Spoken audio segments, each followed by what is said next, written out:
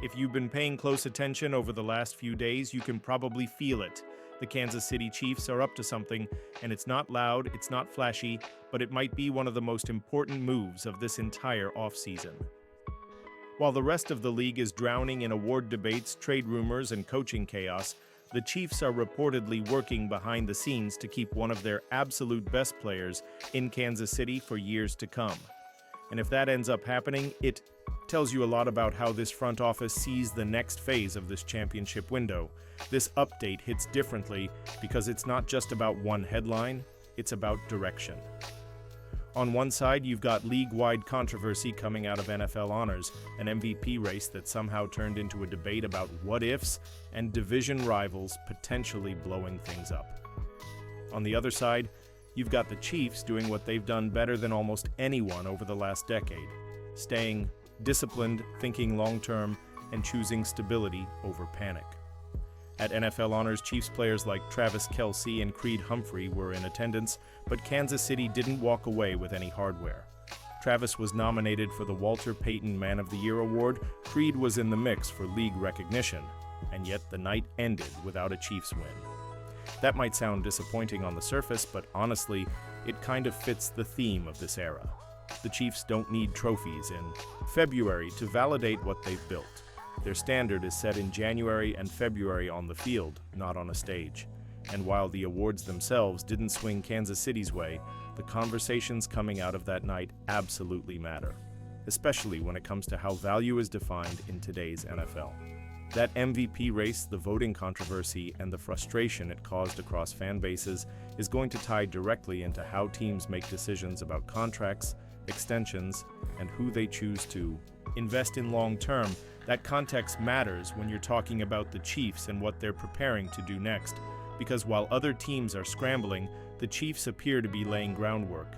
There's growing chatter that Kansas City is prioritizing continuity, especially on the defensive side of the ball, and that they want to lock in a cornerstone player rather than letting uncertainty linger.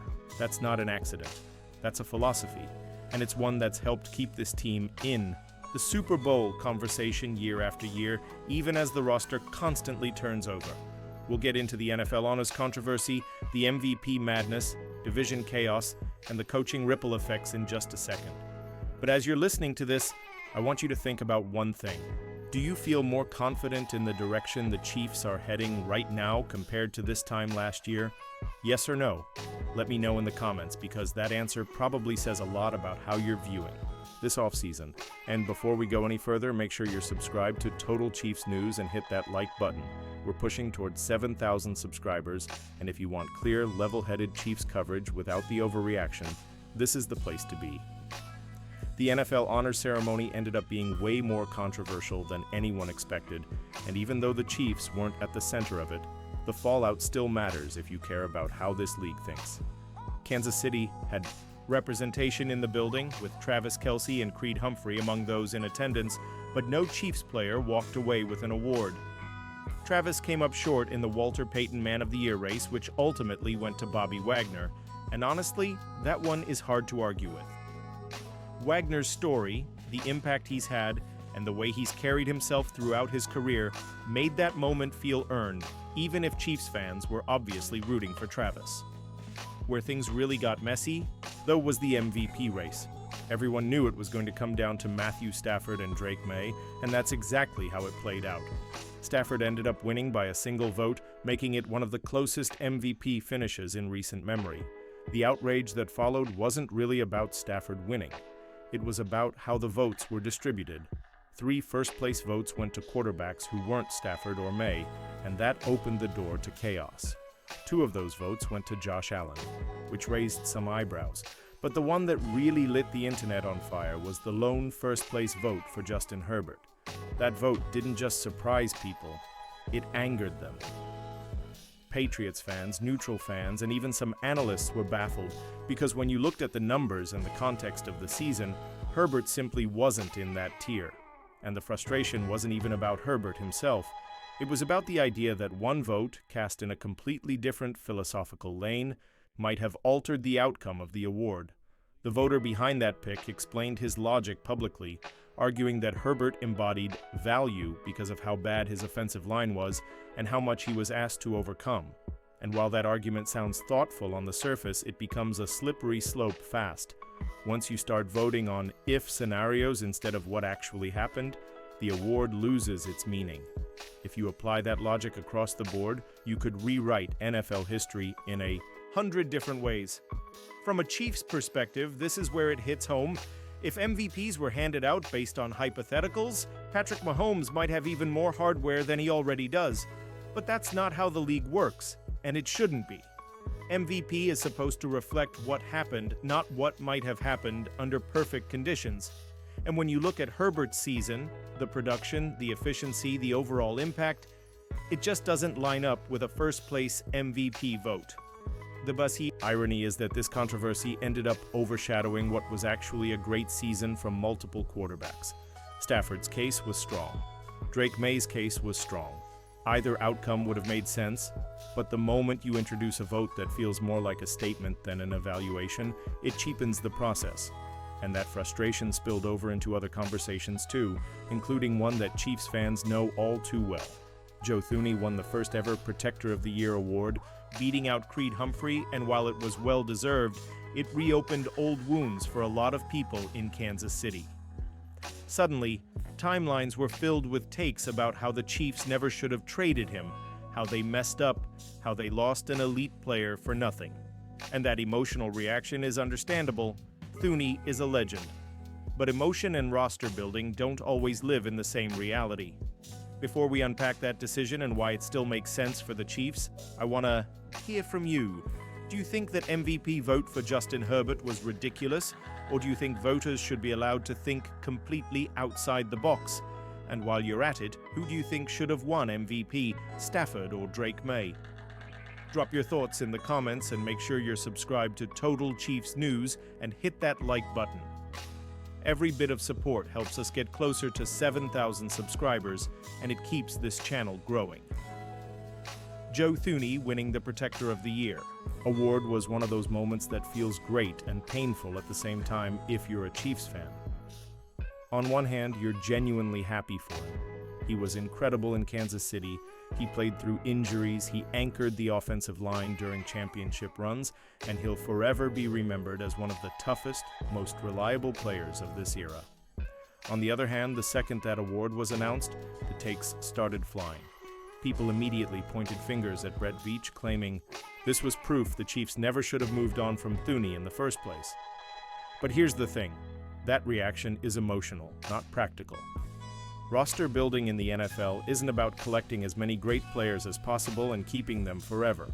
It's about timing, age curves, contracts, and constantly projecting 2 or 3 years down the road.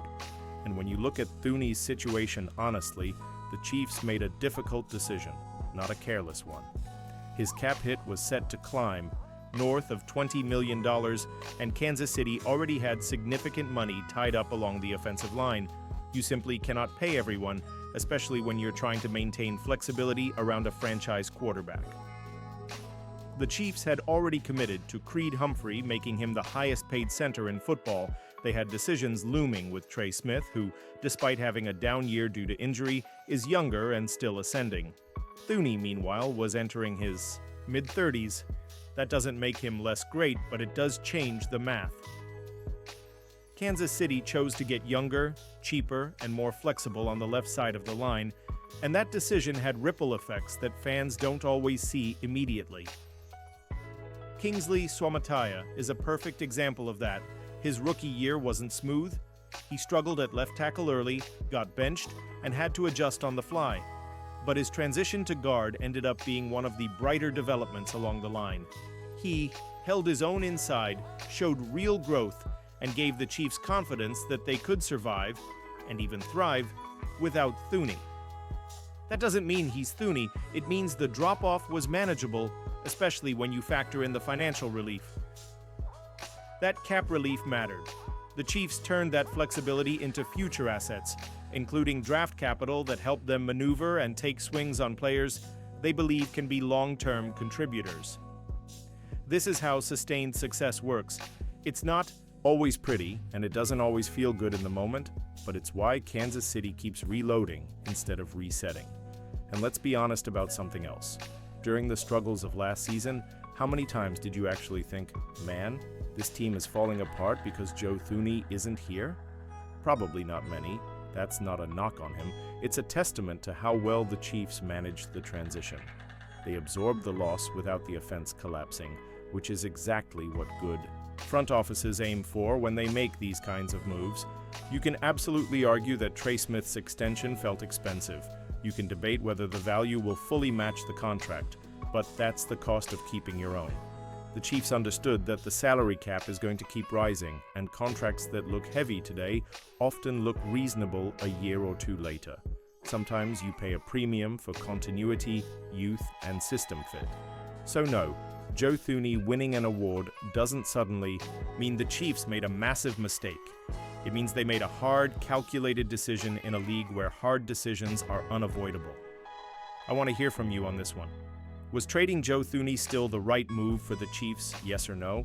And how do you feel about Trey Smith's contract now that we've had more time to sit with it? Drop your thoughts in the comments. And don't forget to subscribe to Total Chiefs News and hit that like button. We're closing in on 7,000 subscribers, and your support keeps this coverage going strong. If there's one piece of news that Chiefs fans can't help but watch closely, it's anything involving Max Crosby and the Raiders. For years now, he's been one of the biggest problems Kansas City has had to deal with inside the division. He plays with non-stop motor, brings real disruption off the edge, and somehow always seems to save his best games for AFC West matchups. That's why the recent trade rumors surrounding him have felt interesting, to say the least. Multiple national reporters suggested that a Crosby trade could be on the table, and the dots aren't hard to connect. The Raiders are once again staring down instability. Coaching turnover, organizational resets, and another potential rebuild are all in the air.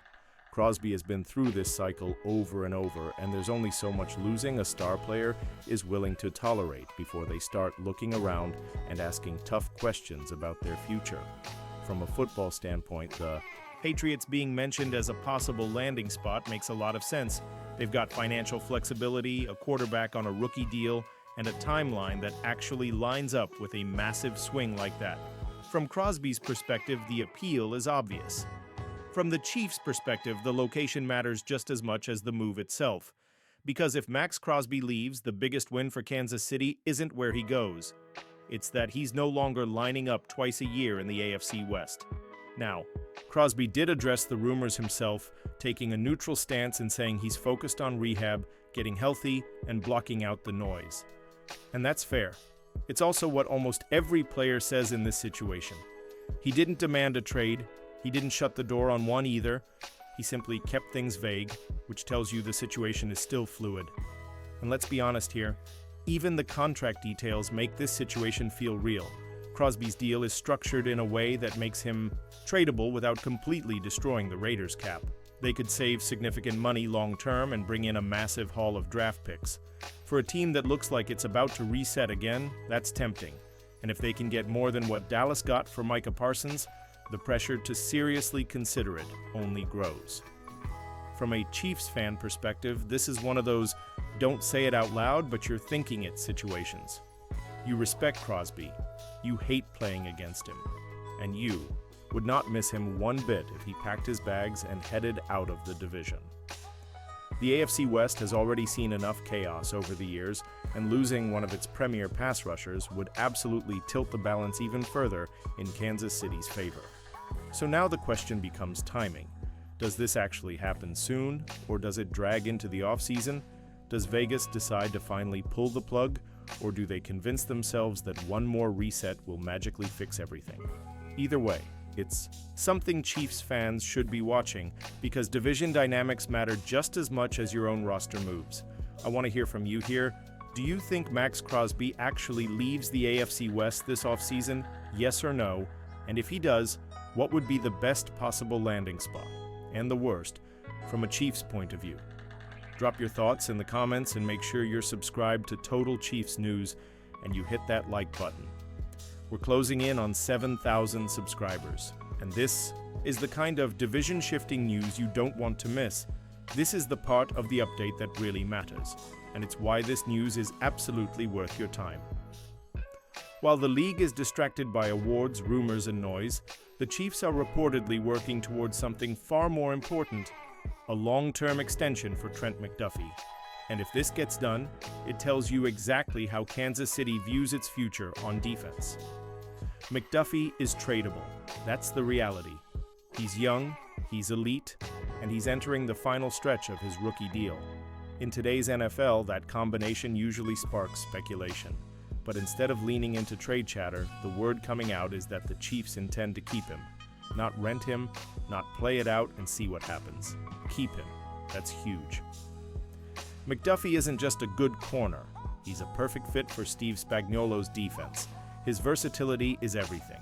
He can play inside at an elite level, shadow receivers, blitz, tackle, and disguise coverages in ways that don't show up in box scores. When he's in the slot, he's one of the best in football, and that flexibility allows Spags to get creative without compromising structure. Now, is he perfect? No. On the outside, against bigger-bodied receivers, there have been moments where his size shows up. That's just reality. But even then, he's still a very good corner. And when you factor in his ability to erase players inside and move wherever the defense needs him most, his value skyrockets. This is exactly the type of player you build around, not one you casually let walk. The next question, of course, is money. McDuffie is going to want top-of-market compensation, and it's hard to blame him. Corners like Sauce Gardner and Derek Stingley Jr. have reset the market, and McDuffie has a real argument to be in that conversation. $30 million per year isn't crazy in today's NFL. It's the going rate for elite defensive backs. But here's where things get interesting. If McDuffie gets paid, it likely means tough decisions elsewhere. Jalen Watson is a free agent and has earned himself a real payday. Keeping McDuffie probably means Watson walks. Then there's the safety room. Brian Cook is a pending free agent, and you can't pay everyone. That's the trade-off. Just like with the offensive line, sacrifices are part of sustaining success. Still, this move would send a clear message. The Chiefs are prioritizing continuity, leadership, and identity on defense. They're choosing to lock in a homegrown cornerstone rather than flipping him for picks and hoping to hit again.